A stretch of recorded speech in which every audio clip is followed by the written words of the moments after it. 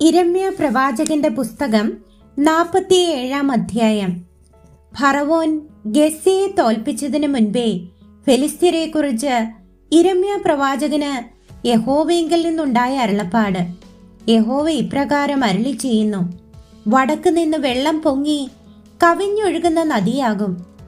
അത് ദേശത്തിന്മേലും അതിലുള്ള സകലത്തിന്മേലും പട്ടണത്തിന്മേലും അതിൽ പാർക്കുന്നവരുടെ മേലും കവിഞ്ഞൊഴുകും.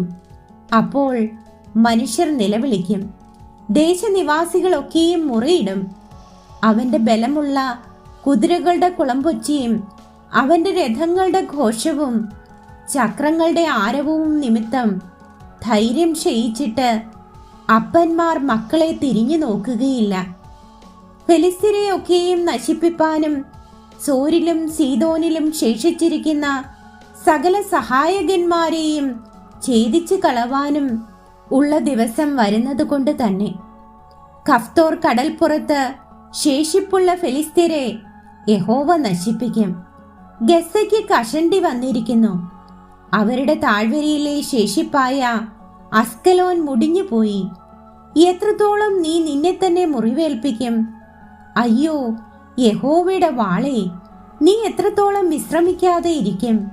നിന്റെ ഉറിയിൽ കടക്ക, വിശ്രമിച്ച് അടങ്ങിയിരിക്ക.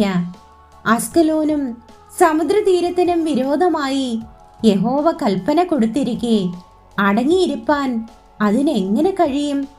അവിടേക്ക് അവൻ അതിനെ നിയോഗിച്ചുവല്ലോ.